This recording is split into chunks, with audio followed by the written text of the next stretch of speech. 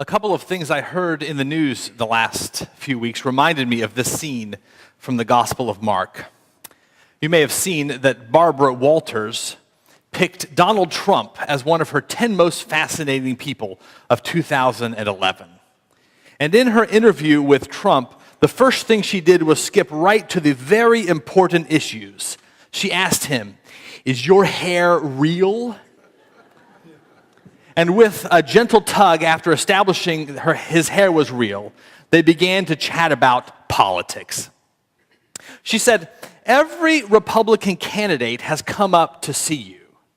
And he said, "They come up here not for my money, but for my endorsement, because I represent so many people. And if I endorse someone, he's going to get the nomination." She said, "Your endorsement is that strong?" He said, "Yes, my endorsement is that strong." And then he went on, "And I don't say that from an ego standpoint." And then Barbara Walters got a kind of look of incredulity on her face. She didn't believe that. But he went on, "It's because millions of people like what I have to say."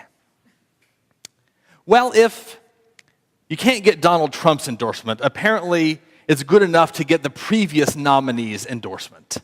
And so on Wednesday, we saw Mitt Romney standing on a stage in New Hampshire with John McCain. And John McCain said of his one-time rival, "He's the man for the job." The race for endorsements has begun. When Jesus began his public ministry, there were plenty of people campaigning for the job of Israel's Messiah, promising they were the ones who could drive out the occupying Roman forces and reestablish Israel as a great nation. Some were even thinking that maybe John the Baptist was the one for the job. He had garnered a modest following. He had a loose grassroots organization already on the ground. Like the prophets of old, he was calling the people back to faithfulness to God. And some of them began to wonder, the way you wonder about a politician who starts spending a lot of time at diners in Iowa. Does he think he's the man for the job? And so when they asked him, his answer was unequivocal. "I'm not running, absolutely no, but there is one who is coming. He's coming after me, and he's the one we're waiting for." The interview with John is hardly over before Jesus appears on the scene. Out of the pool of Messiah wannabes, Jesus steps out and walks down into the water with John the Baptist and is baptized, and there receives his first endorsement, John's. But as he's coming out of the water, he receives a second endorsement, even more important than the first. A voice from heaven speaks. God's own voice says to Jesus, "You are my son, the beloved. With you I am well pleased." Now that's an endorsement that would be hard to trump.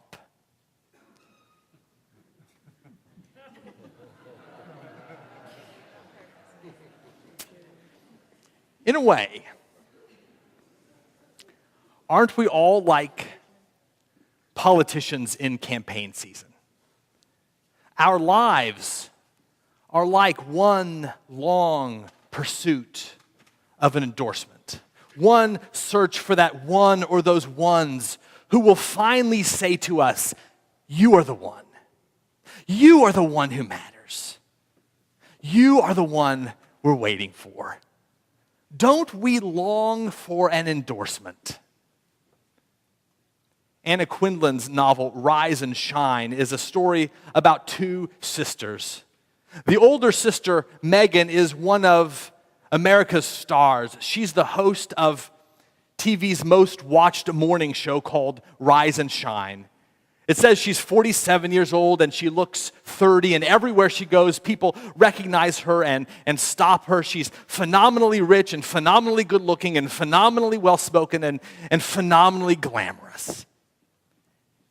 And her sister, 5 years younger, Bridget, after a lackluster college career, bounced around from job to job to job, and then went back to school for social work and got a job as a social worker in a women's shelter in New York. And all her life, all she has really wanted is her older sister's endorsement. And all her older sister really wants is the whole world's endorsement. And there's one scene after they're swimming together at the beach. There's one scene when Megan, the older sister, turns to Bridget and says, "You should be really proud of what you do." And then she clears her throat as if what she's about to say next is even harder for her to say. She says, "I am really proud of what you do." And here's what Bridget's thinking.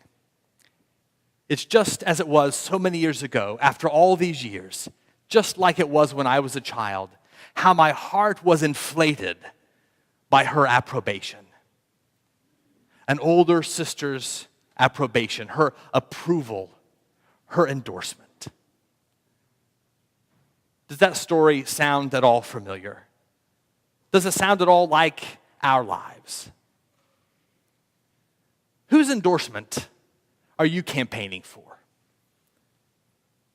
Whose endorsement would finally make you feel like you matter? Is it a boyfriend's or a girlfriend's? Or your parents or a spouse's or an older siblings or a coworker or maybe your boss? Whose endorsement will finally fill up that void? Don't we long for an endorsement?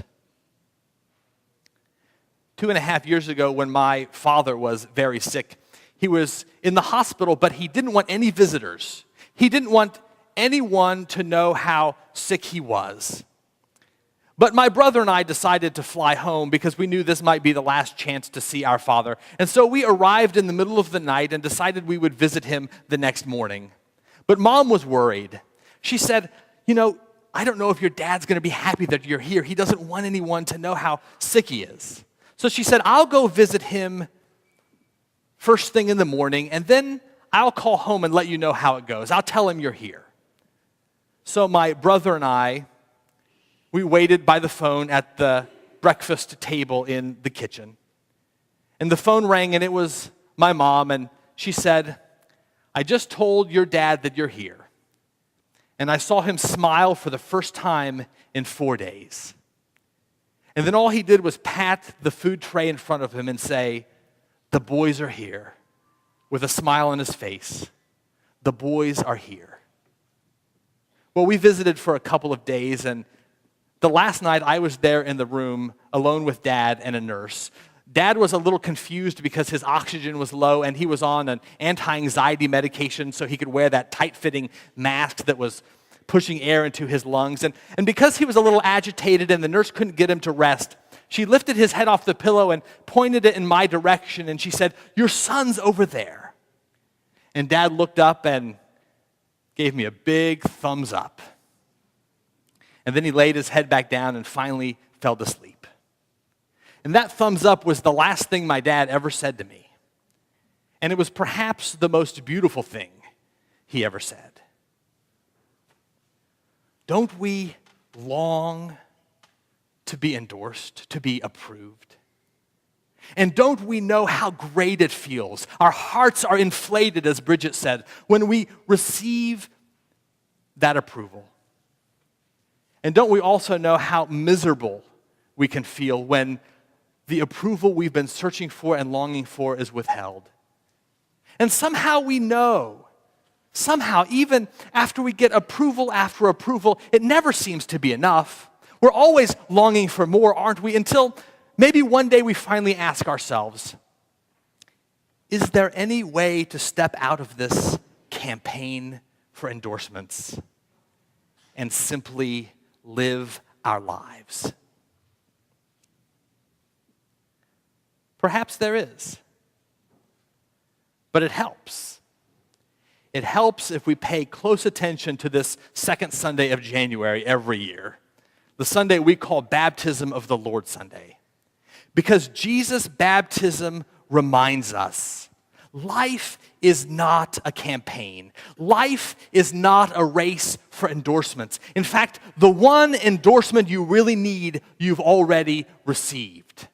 Notice this about the way the story is told in the Gospel of Mark. It's a little different from some of the other Gospels, the Gospel of Matthew, for instance. In the Gospel of Matthew, when Jesus comes out of the water, God gives Jesus a public endorsement. Everyone there hears what God has to say. In fact, it's in the third person. He says, "This is my beloved Son," as if he's speaking to the crowd. "This is my beloved Son in whom I am well pleased." But in the Gospel of Mark, it's different. There's no reason to think that anyone else hears what God has to say. God is speaking to Jesus alone. It's Jesus who needs to hear what God has to say here. "You are my beloved Son," he says to Jesus. "With you I am well pleased." And with those words, he's reminding Jesus of his identity, reminding Jesus of who he is at his very core, reminding him who he always has been, who he is now, and who he always will be. Jesus didn't achieve this identity. He can't lose it. Jesus didn't earn this identity. It can't be taken away. It's simply who he is, God's beloved Son. And in Christian baptism, we get to share in that identity. In baptism, we are joined to Christ. That's what baptism does. It joins us to Christ. And so in baptism, it's like those words to Jesus spill over, so to speak, and wash over us as well. In baptism, what God said to Jesus, "You are my beloved Son," that "you" becomes plural. You are my children, my beloved children. Jesus' endorsement from God becomes ours as well. That is simply who we are, God's children, beloved. How important is that for us to remember? How important? And how important will that be for baby Millie to remember, who's about to be baptized? She is born into a world like the rest of us, where the campaign for approval can sometimes seem vicious, where there never seems to be enough approval to go around. And we know, because we've been there, that Millie will want her parents' approval, and she will want her older brother's approval, and her family's approval, and her friends' approval. And even if she gets all that, we know, because we've been there, that it won't be enough. We will want more and more, and so will she. And so it's your job, and it's my job, and it's her family's job, and her sponsor's job to remind her, "Millie, you are a baptized child of God. You are beloved all the way to the core of who you are. You have God's endorsement. What more is there?" Friends, what more is there? Well, the world tells us that there is a lot more. It's easy to be told that we share in Jesus' identity and have God's endorsement. It's much harder to believe it and remember it and live like it's true. That's a challenge of a lifetime. That's why we need each other, the church. And that's why we need the second Sunday of January, so we can remember our baptisms and be thankful. Because it's hard to quit the campaign. When I was applying for PhD programs, I was applying to 4 schools. And each school needed 4 letters of recommendations. So I asked 3 of my divinity school professors and 1 professor in the philosophy department, all of whom were leaders in their fields, to write letters of recommendation for me for these applications. You may know that schools for recommenders have a form that you fill out, and you check a little box that says, "I give the right for the school to keep this recommendation confidential from me, So I'll never know what the recommender writes. And so you check that box, and that makes the recommender feel free to say the whole truth about you. Now, of course, you want to choose recommenders who only have good truth to tell, but still, they should feel free to tell the whole truth. Well, in the time that I asked them to write the letters and the time that they each delivered to me 4 envelopes sealed on the back with their signatures on it to prove I hadn't opened them, I decided only to apply to 3 of the 4 schools. Save a $50 application fee. I didn't even remember what the 4th school was. So I ended up with 4 letters of recommendations in signed, sealed envelopes in my filing cabinet. Except when I took them out and held them and looked at those signatures on the backs and wondered if it would be ethical for me to open these letters. My PhD was in ethics, or would be, so I can figure these things out. I thought, well, the form was for the schools that I'm writing to, but it's not for me. I'm not the school. Maybe it would be okay. And the point is that the professor should feel free to write whatever they want, so it served its purpose. So here I was with these letters in signed, sealed envelopes. And when in my lower moments, my not infrequent moments of self-doubt, I would take these letters out and hold them and think, maybe if I tore these letters open the way the heavens were torn open at Jesus' baptism, the word in them would make me remember that I matter, that I amount to something. I kept those letters for 8 years.